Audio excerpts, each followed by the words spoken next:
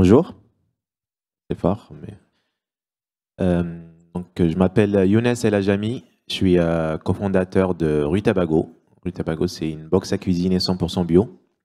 On a lancé notre boîte en 2016, en mai 2016, donc la semaine prochaine, on fête nos 6 ans. Et on a lancé l'idée des box à cuisiner en partant d'une problématique que nous avions déjà nous, avec les fondateurs, avec Pierre et Mathieu, mes deux autres associés. C'est l'envie de vouloir bien manger, l'envie de bien faire, on entend le contexte, que ce soit écologique ou sanitaire ou autre, mais l'envie aussi que ça soit simple et facile. Donc d'ailleurs, c'est un peu le titre du sujet, c'est comment concilier impact et croissance, mais même à la base, dans l'envie des entrepreneurs que nous sommes, c'était comment concilier l'envie d'engagement et le côté feignant l'envie que ça soit facile, simple, sans prise de tête. On ne voulait pas lancer quelque chose de militant. Donc on distingue vraiment le côté impact et militantisme. On ne voulait pas que ça soit une tâche de bien manger, qu'il faut maîtriser toute la chaîne alimentaire, tout connaître. On veut que ça soit normal. D'ailleurs, c'est notre mission. On dit qu'on veut que la bio devienne la norme de demain. Et donc, pour que quelque chose devienne la norme, il faut que ça soit accessible à tout le monde, y compris ceux qui n'ont pas les compétences ou le temps ou l'énergie ou quoi que ce soit. Donc, le concept de Rue Tabago, pour ceux qui ne le connaissent pas, en 2 mots, c'est un système d'abonnement flexible et sans engagement, où on reçoit chez soi, chaque semaine, des recettes différentes et tous les ingrédients prédosés pour les cuisiner. Donc, peut-être que vous connaissez nos concurrents, un peu les deux gros, c'est l'Eau-Fraîche et Kitok. Kitok, c'est la boîte de Carrefour, et l'Eau-Fraîche, c'est un acteur allemand qui vient de clôturer une année à 6 milliards de CA, donc c'est un énorme acteur mondial. Donc on est très loin de ces deux grands.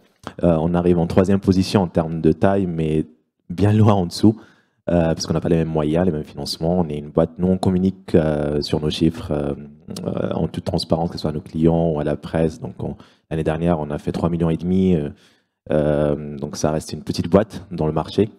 Mais on a connu une croissance forte depuis notre lancement. Donc la première année 2016-2017, on a fait 150K, après on a fait 500K, après on a fait 900, après on a fait 2,2 millions, après on a fait 3 millions, 3,5 millions.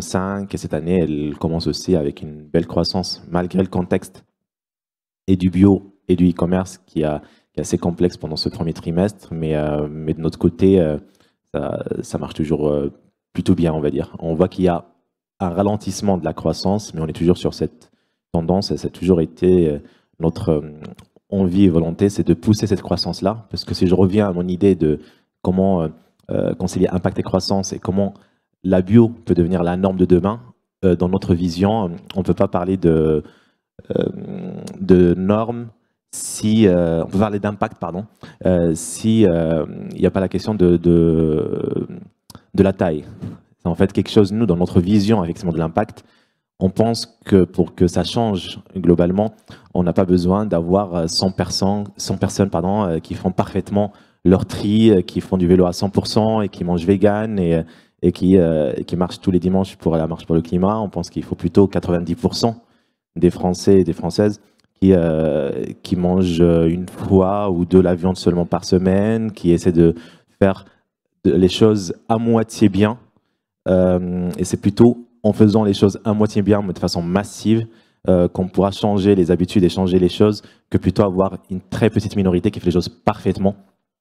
Et c'est notre vision, c'est dans ce cadre de cette vision-là que dès le départ, que ce soit dans notre stratégie, notre communication, notre recherche de financement, on a toujours poussé pour des plans de croissance plus importants. Donc après les résultats, même la croissance dont je vous ai parlé, on a toujours espéré plus, on a toujours été plus ambitieux que les résultats, mais je pense que comme pour beaucoup, mais on reste ambitieux et on vise dans 5 ans les 100 millions de chiffres d'affaires, ce qu'on considère rien par rapport au marché de l'alimentaire qui est à peu près 180 milliards rien qu'en France. Je parle juste de l'alimentation domestique, sans hors restauration, etc. Donc ça reste minuscule. mais les choses évoluent sur ce marché. Il y a de nouvelles tendances. Nous, Rue Tabago, on fait des box à cuisiner, mais si vous voyez un peu les tendances autour de la food tech, il y a les quick commerce qu'on commence à voir un peu partout, les gorillas, etc. C'est de nouvelles façons de consommer. Il y a tous les plats cuisinés qu'on commence à aller dessus aussi.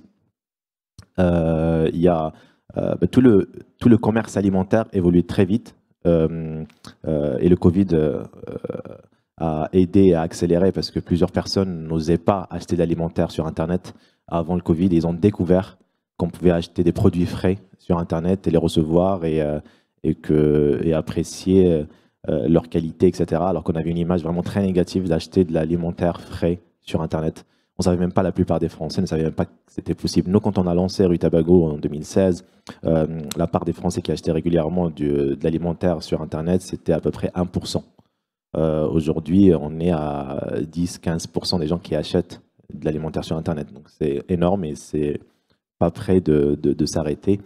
Donc pour nous, pour Rue Tabago, comment notre business model, clairement, c'est qu'on a un e-commerce alimentaire, mais qui n'a pas de gestion de stock. On est sur un BFR négatif, pour ceux qui sont familiers avec le terme, parce qu'on achète, après que les commandes ont été clôturées. Donc c'est un système d'abonnement. On clôture, là on est quoi, jeudi, c'est hier soir que les commandes de la semaine prochaine ont été clôturées. Donc c'est à partir de ce matin, très tôt, que notre acheteuse a passé toutes les commandes auprès de nos acheteurs, auprès de nos fournisseurs, pardon, et producteurs, etc. Et donc les fournisseurs producteurs, ils sont payés 30-45 jours et les clients ont été prélevés hier. Donc on est vraiment sur quelque chose où la croissance est génératrice de cash ce qui permet de ne pas avoir peur de la croissance. En fait, chaque fois, mes équipes acquisition, quand on dit c'est quoi notre budget, je dis c'est plutôt un coût d'acquisition client que je peux vous donner, mais le budget c'est peut-être 1 milliard, 1 million, parce que en fait on va acheter après avoir déjà encaissé les commandes. Après, la seule limite est les logistiques plutôt, et je pense que notre espace de préparation de commandes ne supporterait pas autant, mais en tout cas c'est quelque chose que dès le départ pour nous c'était important d'avoir un modèle qui permet de scaler et qui permet de ne pas avoir besoin de stock, de gaspillage, de cash en amont. Parce qu'il y a plein de boîtes, notamment quand on regarde les e-commerce ou autres, c'est des modèles basés sur de la perte de façon forte et qui perdent de l'argent, ils perdent de l'argent, ils perdent de l'argent jusqu'à gagner des parts du marché et après augmenter les prix, comme on l'a vu chez Uber, chez plein d'autres acteurs, une fois qu'ils sont tout seuls sur le marché. Ou Deliveroo ou autre. Et alors qu'aujourd'hui, nous, on ne peut pas faire ça, on n'a pas l'argent à perdre. Donc nos investisseurs, on a des investisseurs externes, mais qui sont des investisseurs d'impact. Donc ils ne mettent pas beaucoup d'argent à chaque tour de table, mais qui sont là en tout cas. On a Biocoop qui est actionnaire chez nous, on a Noves, c'est le fonds impact de la Caisse des dépôts, on a la fondation Carasso. Et on a beaucoup de particuliers, de clients. On fait régulièrement des campagnes de crowdfunding en dette ou en capital auprès de particuliers et, via lita.co. Et donc c'est comme ça qu'on se finance. Mais donc pour l'instant, Rue Tabago est encore une boîte déficitaire, mais de moins en moins. Et on vise justement la rentabilité dans 6 mois. Ce que je peux partager avec vous un peu en revenant sur le business model.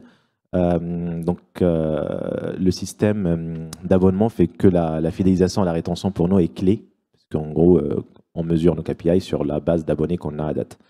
Et pour la fidélisation, donc pareil, le mot conciliation pour nous est très fort dans tout notre business, dans notre vision, concilier ces demandes. Il y avait aussi cette conciliation entre liens humains, parce que ça fait partie de nos ADN, et un service 100% digital. Donc nous, ce qu'on a mis par exemple en place, je peux vous donner juste quelques idées sans rentrer trop dans le détail, c'est que chaque fois qu'il y a un nouvel abonné, on prend un rendez-vous avec lui, on l'appelle.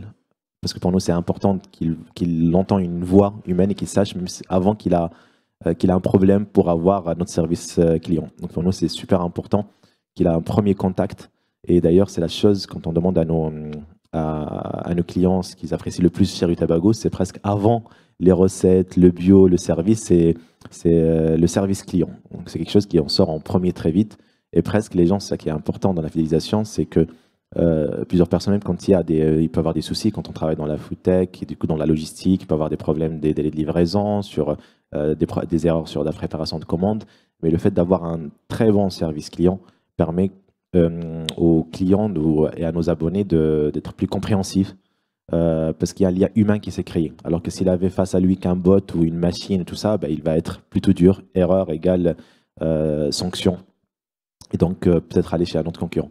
Donc nous, on appelle systématiquement tous les nouveaux abonnés. Il y a une personne qui fait que ça, c'est des appels de bienvenue. Pour leur présenter le service, ça permet aussi un objectif commercial derrière, parce que la plupart de nos abonnés ne savent pas qu'on a plein de choses au-delà de la box à cuisiner, parce qu'aujourd'hui on propose des kits pour le petit-déj, pour le brunch, on propose des plats cuisinés, on propose du vin, on a accord mets et vins, on a des programmes de fidélité qui te permettent d'avoir des réductions, etc. Et en fait l'idée aussi, on livre partout en France, il y a plusieurs Parisiens qui pensent qu'ils sont les seuls à avoir le service alors qu'on n'a que 15% de Parisiens.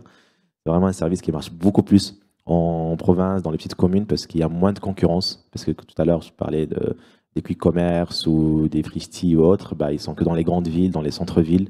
Et du coup, dès qu'on s'éloigne un petit peu, dès qu'on va en province, il n'y a pas beaucoup de services si on veut manger bien simplement. Donc le gros de notre chiffre d'affaires, on le fait en dehors des grandes villes. Et du coup, parfois, quand ils partent en vacances, nos clients, ils ne savent pas, par exemple, que leur panier peut les suivre partout en France. Et du coup, qui sont au ski, en vacances, ils peuvent ne jamais suspendre le bien manger, même en dehors des semaines, des semaines ordinaires, hors vacances. Et donc, en fait, cet appel de bienvenue, il permet d'avoir un lien humain, mais il permet aussi de présenter d'autres choses. Et on voit clairement qu'il rapporte aussi d'un point de vue commercial, parce que les gens découvrent des services et du coup, ils souscrivent à ces services. Ah, je ne savais pas, machin, ok, je prends ça, comment faire, etc. Et après, c'est les enquêtes. Nous, chaque semaine, on demande à tous nos clients de noter et les recettes qu'ils ont consommées, qui changent toutes les semaines. Aujourd'hui, on a plus de 1700 recettes, toutes notées, qualifiées, etc. Et aussi noter la semaine, comment ça s'est passé. Et ça, on l'utilise vraiment pour améliorer notre service. Notre service, il est vraiment, il évolue en fonction des demandes et des besoins des clients. Et le fait que les clients voient que ça sert à quelque chose de donner leur avis, et en fait, ils jouent le jeu. Parce qu'ils voient, par exemple, dès qu'on reçoit régulièrement des mails de nos clients ou des messages qui disent, par exemple, oui, j'ai vu que j'ai remonté plusieurs fois ça et je viens de voir que, par exemple, le type de viande que vous nous fournissez, il est plutôt comme ça, merci d'avoir pris en compte nos retours, etc. Et du coup, quand on envoie l'enquête, quand on envoie les questionnaires hebdo, ils ont envie de donner parce qu'on est leur partenaire quotidien. En fait, Rue-Tabago, c'est la livraison hebdomadaire. On est vraiment leur solution pour manger au quotidien. Donc d'ailleurs, on commence à avoir nos premiers bébés Rue-Tabago parce que depuis 6 ans, il y en a certains qui ont eu des enfants qui ont grandi avec Rue-Tabago et ça nous fait marrer quand ils commencent pour parler du dîner, ils disent le mot Rue-Tabago. Ils ont été habitués. C'est comme frigo, sopalin ou autre à associer le mot de Rue-Tabago parce qu'on est presque de la MDD pure dans le sens où les gens, quand ils achètent, tout est prédosé. Donc il n'y a pas de marque visible. Donc ils mangent Rue-Tabago toute la semaine. Ça 3 à 5 fois parce que c'est ce qu'on propose à nos clients. Et donc on est au quotidien avec les clients. Donc les gens veulent et ils savent que ils ont des besoins, des demandes. On n'est pas un service parfait. Et il n'y a que eux qui savent ce qui est le mieux pour eux. Et nous, on leur donne l'occasion pour l'exprimer. Et ça, c'est super important. Donc, hebdomadaire, on fait ça. Après, on fait une enquête quadrimestrielle en quanti. Et après, on fait une enquête annuelle en quali, avec des interviews longues, avec intervenants externes, des interviews de 1 heure, 1 heure et demie, avec les gens en direct, en visio, parce que la plupart de nos clients ne sont pas sur place. Donc, vraiment, c'est ça, c'est nos enquêtes quadri, nos enquêtes quadri en quanti, annuel en quali et hebdomadaire en mode rapide, notez, mettez un commentaire. On a du coup une énorme base d'informations sur ce que veulent les clients, pourquoi ils le veulent et qu'est-ce qu'on peut faire pour y répondre. Quand je disais tout à l'heure, les plats cuisinés par exemple, c'est typiquement un produit. Nous, quand on a lancé Rue-Tabago, on était anti-plats cuisinés parce que on disait que la cuisine c'était quelque chose qu'on a envie de valoriser parce qu'on a commencé à trouver plaisir là-dedans. Donc c'était l'idée de simplifier la cuisine. Mais c'était avec le Covid et le télétravail surtout plus que le Covid, parce que le Covid, quand il y avait le confinement, les gens cuisinaient, il n'y avait pas de souci. Mais une fois que les confinements sont terminés et que les gens ont commencé à rentrer, à revenir au bureau, mais il y avait le télétravail qui s'est généralisé, au moins avoir 1 ou 2 jours de télétravail par semaine. Et il manquait de solutions pour le midi, parce que, comme je disais, la plupart de nos clients ne sont pas forcément en centre-ville. et ils ne pouvaient pas cuisiner et ils n'ont plus la cantine qu'ils avaient au bureau ou la solution de restauration collective. Donc ils avaient un souci, nous leur remonter. Donc on a mis du temps, on n'avait pas de cuisine, donc on a parcouru tous les acteurs qui pouvaient faire pour nous des plats cuisinés bio avec fait maison, qui vont avoir une DLC d'une semaine parce qu'il faut que ça reste toute la semaine pour consommer quand ils le souhaitent. Ben, il n'y avait aucun acteur en France qui pouvait nous répondre. Donc on a trouvé un traiteur en Lorraine qui était du coup pas bio, mais était au plus proche de nos valeurs. Donc on l'a accompagné pour se faire certifier bio. Donc il a monté une chaîne bio et du coup aujourd'hui on achète 50% de sa production. Et tout ça on l'a fait parce que les clients n'auraient jamais eu une idée là-dedans. Et quand on a lancé, 33% de nos clients ont adopté le produit. Donc 33% de nos paniers, alors que notre offre elle est basée sur la box à cuisiner, 33% d'entre eux, ils prennent au moins un plat cuisiné par semaine. Et des exemples comme ça, il y en a plusieurs. L'espace client, à chaque fois qu'on a des retours, on demande aux gens, est-ce que là, on le voit, là c'est juste l'espace, la page d'accueil, mais quand on parle de système d'abonnement, l'espace client, l'espace compte est super important parce que c'est l'interface qu'ils vont consulter au quotidien. Et donc, c'est le côté très digital, comment valoriser le produit, comment rendre la chose très simple. Et on a réalisé que l'expérience digitale contribue à la satisfaction du client, même si c'est pour un produit physique.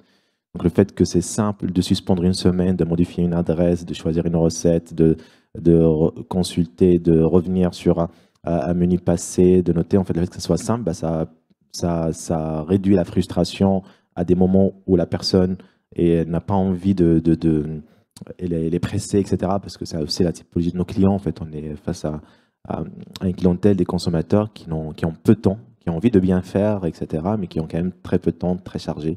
Et donc, le temps pour eux est super important, en tout cas pour notre business. Donc, il faut que ça soit pensé également sur l'expérience digitale autour de ça. Donc, je vais refaire sur un point sur la partie impact, parce que c'est un peu le sujet. Rutabago, c'est une ESUS, c'est l'entreprise solidaire d'utilité sociale. Donc, on a l'agrément ESUS, c'est la plus haute distinction en public pour reconnaître l'impact sociétal d'une entreprise. On est aussi en cours de certification B Corp. Il y a énormément de demandes en ce moment, c'est pour ça que ça prend beaucoup de temps. Donc ça fait 1 an et demi qu'on a fait la demande, mais là on est en audit final, donc ça devrait sortir dans les quelques jours à venir. Et on essaie de ne pas juste proposer un produit certifié bio, mais essayer de respecter l'ensemble de la chaîne de valeur.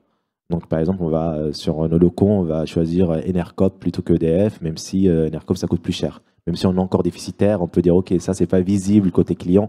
Pourquoi payer plus cher l'électricité alors qu'il y a moins cher? Pensez à ça quand vous aurez de l'argent. Mais nous, dans notre vision, c'est une marque, ça se doit d'être sincère, même sur la partie non visible du consommateur, parce que ça va se voir dans le comportement de nos opérateurs SAV, dans la relation qu'on va avoir. Et donc, on s'engage sur toute la chaîne, y compris pour les salariés. Tout le monde a des BSPCE, c'est des sortes de stock options à la française, y compris des personnes qui ont... c'est pas réservé aux managers, aux cadres ou autres, tous les employés en ont.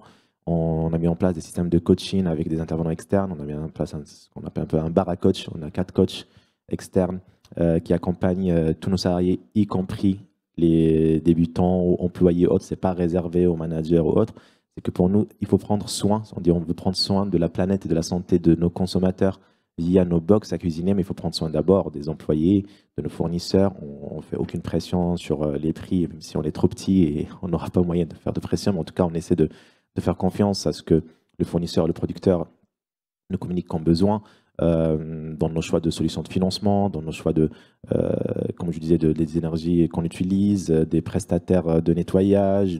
Sur toute la chaîne, on essaie d'avoir, ce qu'on dit un peu, essayer d'avoir l'assiette la plus responsable de France.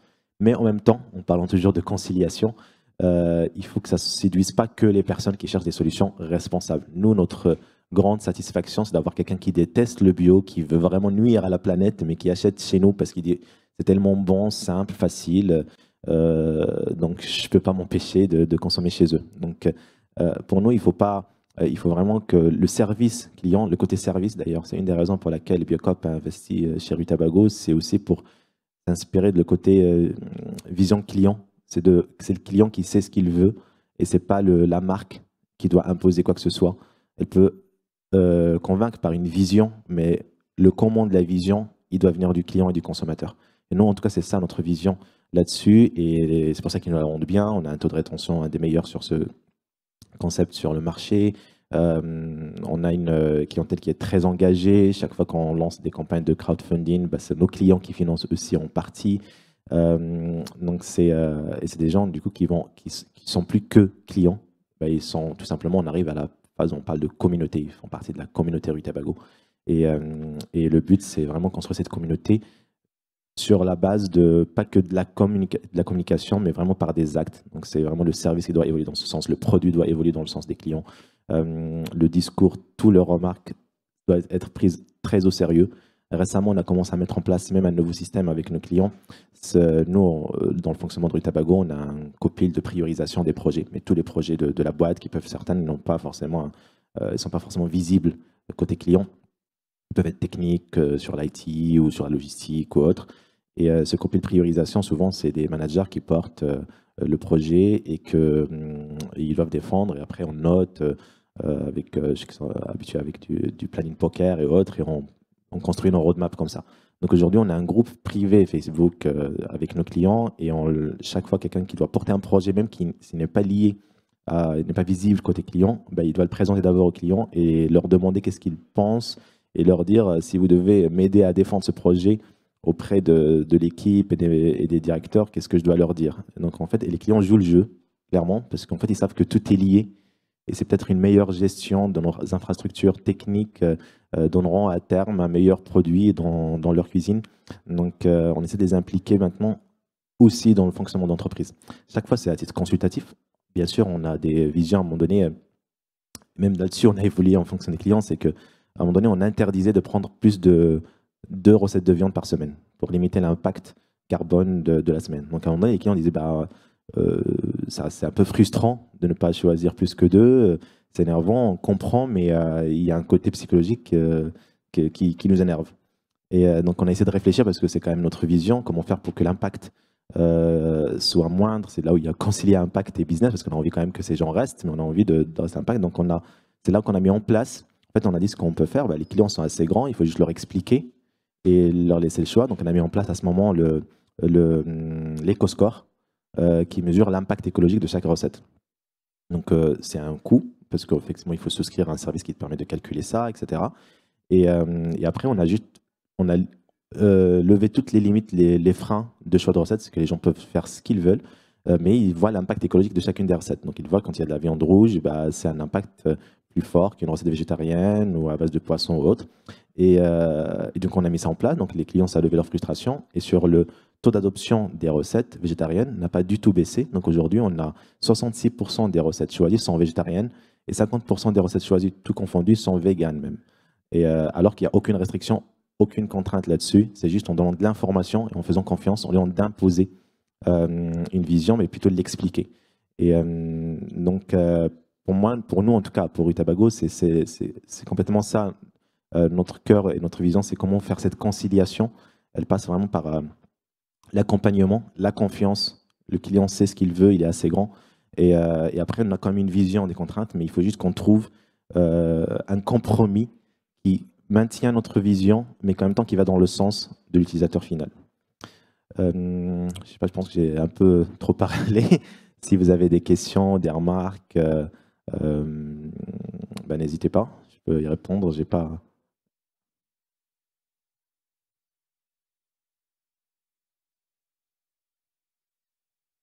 La première, c'est sur vos engagements. Vous avez parlé du SAV, moyen de communiquer avec vos consos sur vos engagements. Est-ce que vous en avez d'autres?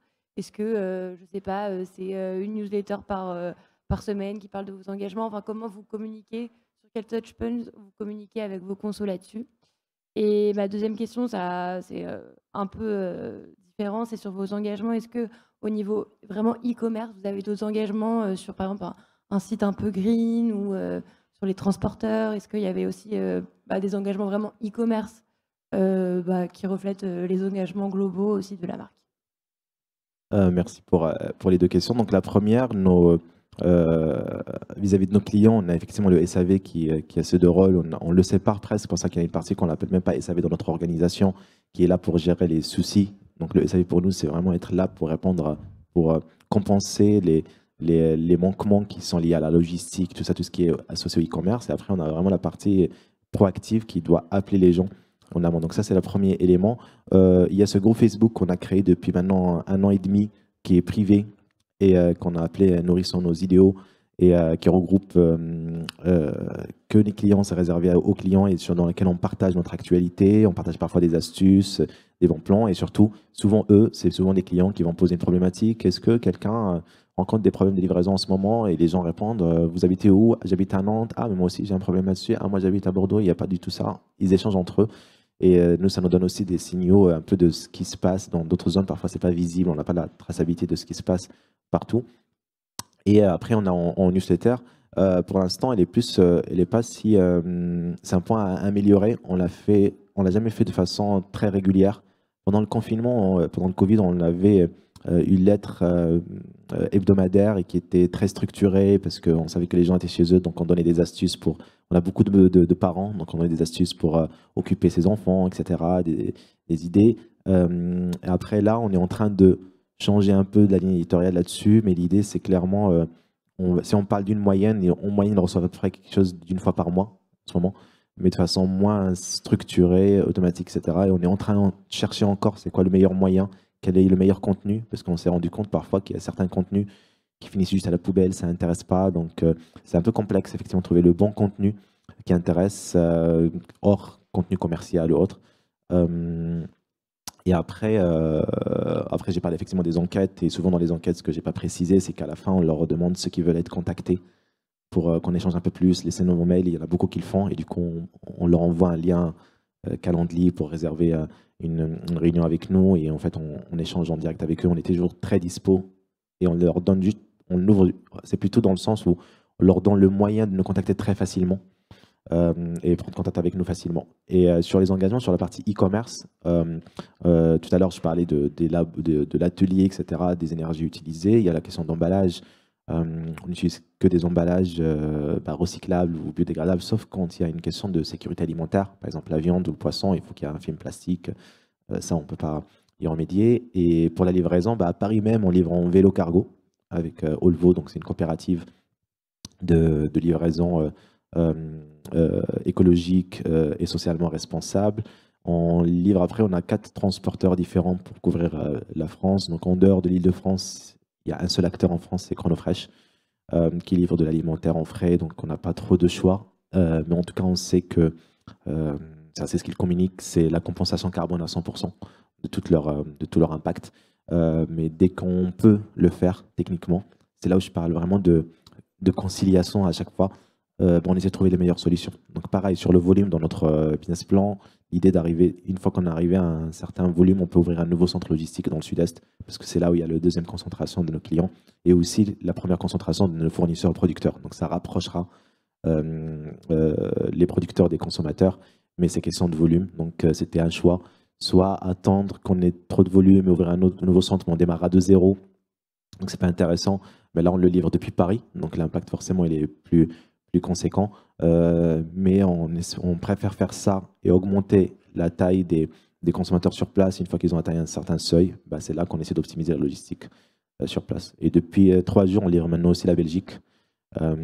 Et pareil, parce qu'en fait, livrer la Belgique ou Marseille, c'est même plus proche, Bruxelles, que Marseille. Mais pareil, dans un objectif, une fois qu'on a atteint un certain seuil de volume, d'ouvrir des centres logistiques sur place. Et ça, c'est que le volume qui nous permettra de faire ça. Et on préfère qu'au départ, on pousse notre solution, on pousse son adoption. Et je rappelle aussi un peu, parce que parfois, on a du mal à comprendre l'impact écologique de l'alimentation, mais le gros impact, c'est plutôt à la production et pas à la livraison.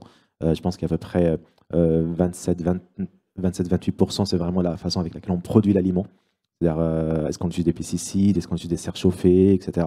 Et après, il y a à peu près 25%, c'est juste l'alimentation des animaux. Donc, parce que c'est à peu près quelque chose comme 40% des terres agricoles en Europe, c'est juste pour produire de l'alimentation pour le bétail. Et après, la livraison, elle représente quelque chose dans les 11% de la logistique. Elle a un très faible impact écologique. Alors du coup, on va beaucoup parler de local ou autre, en pensant que c'est vraiment la solution pour manger de façon plus écologique. Mais en fait, la meilleure façon de manger plus écologique, si on veut agir sur ce qui impacte le plus, c'est d'abord à la production, comment on produit notre aliment.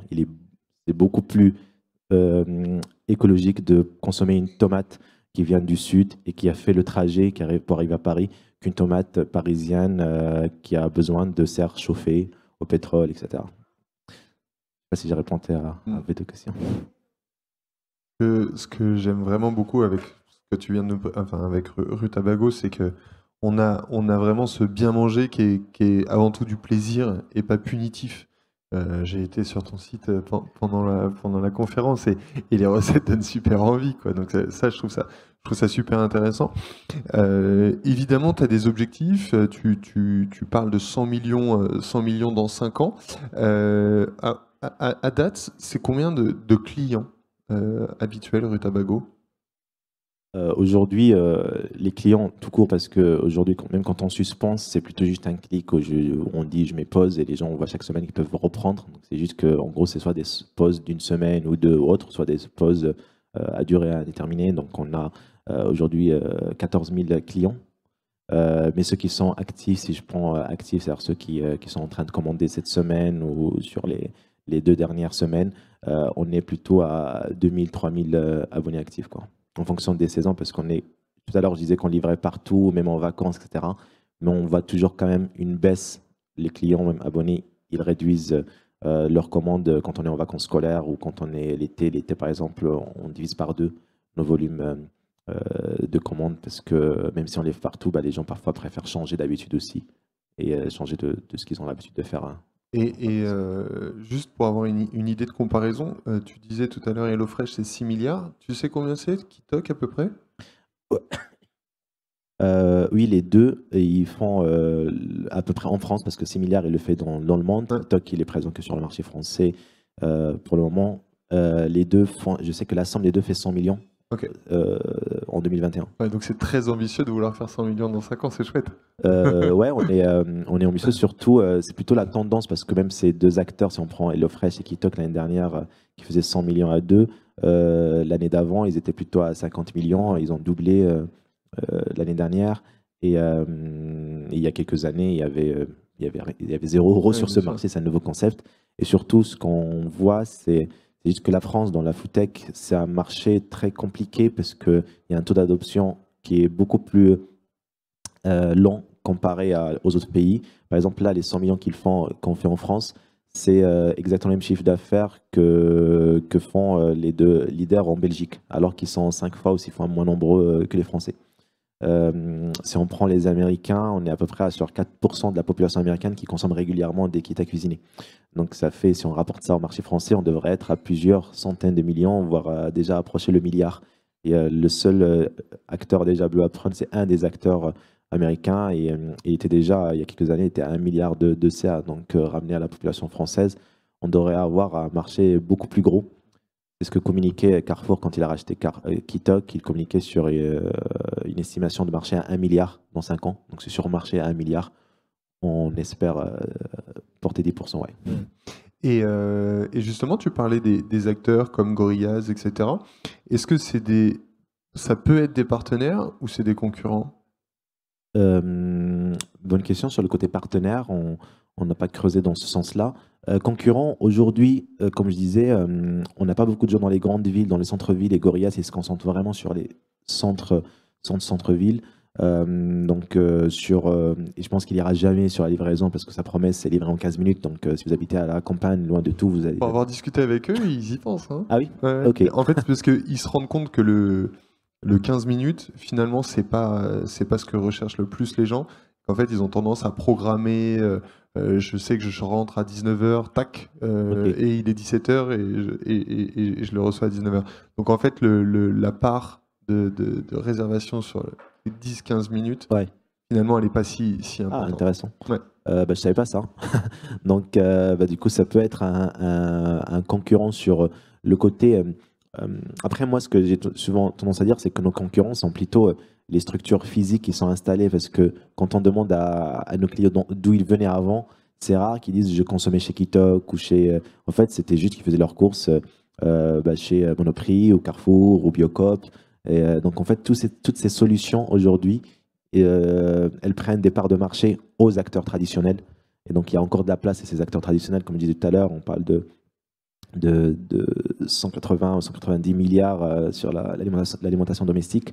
Donc c'est plutôt, on reste encore très petit, tous ces acteurs confondus. Et c'est plutôt à ces gens-là qu'on essaie, même dans notre discours, on essaie de prendre des parts de marché à Biocoop, qui est même notre actionnaire, mais on lui dit explicitement c'est à eux qu'on a envie de récupérer des clients, quoi. C'est pour ça qu'ils sont actionnaires d'ailleurs. Oui. Comme ça finit dans la ça reste dans la maison. Et je me demandais si demain tu fais 100 millions, 200 millions, est-ce que vous aurez assez de fournisseurs en France? Oui, carrément. Je prends toujours l'exemple, par exemple, de Biocoop, qui est une coopérative qui fait 1,4 milliard en France. Et ils ont un sourcing, on s'inspire du même sourcing. Donc, ils ont un sourcing bio hyper exigeant. Par exemple, ils vont jusqu'au c'est à l'entreprise mère. Est-ce qu'elle est, par exemple, cotée en bourse ou sur un marché spéculatif ou pas? Ils essaient de travailler avec des acteurs à plus petite taille. Aucun produit ne prend l'avion. Tous les produits que vous achetez chez Biocoop, même si c'est des épices qui viennent de loin, parce qu'on utilise aussi des épices, il n'y a pas que de la production 100% française. Pour avoir une recette complète, forcément, on a du poisson pêché, on a des épices, on peut avoir du riz, et tous les produits. Le riz, il y a maintenant du riz de Camargue, mais en cuisson plus rapide, moins. Il y a plein de choses qu'on peut prendre des pays limitrophes ou ailleurs, mais du coup, même sur l'acheminement de ces produits-là, va être hyper respectueux, et ils arrivent quand même à faire 1,4 milliard et avec une forte ambition. Donc à 100 millions, ça représente même pas 10% de ce qu'ils font à eux seuls. Donc il y a largement de quoi faire, et qu'en plus, on voit que la surface agricole en bio augmente aussi en France. Et avec la crise et le conflit en Ukraine, on voit l'importance de l'agriculture bio ou française, parce que ça utilise moins des engrais qui, la plupart, sont utilisés à base des dérivés de pétrole, donc la dépendance énergétique, etc. L'agriculture bio, il y a moins de dépendance, il n'y a même aucune dépendance au pétrole, à part l'acheminement, la livraison, etc., forcément. Et en plus, souvent, ça rime quand on parle de produits frais. À l'époque, il y a 20 ans, 30 ans, le bio était associé à quelque chose de juste de très exotique ou autre. Donc, il y avait peu de fruits et légumes vendus, alors qu'aujourd'hui, maintenant, le bio, on parle de produits frais, de fruits et légumes, et la plupart sont français. Donc, il y a encore moins de dépendance. Donc, c'est un secteur qui va se développer, même s'il connaît, je pense que vous l'avez peut-être suivi ou pas, mais connaît une petite crise depuis la fin de l'année dernière. Parce que suite aux différents conflits, les consommateurs ont baissé. Le pouvoir d'achat, la question de pouvoir d'achat devenait clé, et donc tout le monde s'est rabaissé un peu, a coupé un peu des budgets. Donc le bio, vu qu'il était un peu dans la gamme haute des prix, il a été touché le plus directement, quoi. Merci beaucoup. Je t'en prie. Du coup, on te souhaite au moins 100 millions, et peut-être dans 2-3 ans. Qui sait? On ne sait pas. Merci. Et on sera heureux de te revoir quand tu feras les 100 millions et de le fêter avec toi. Avec plaisir. Merci beaucoup. Merci.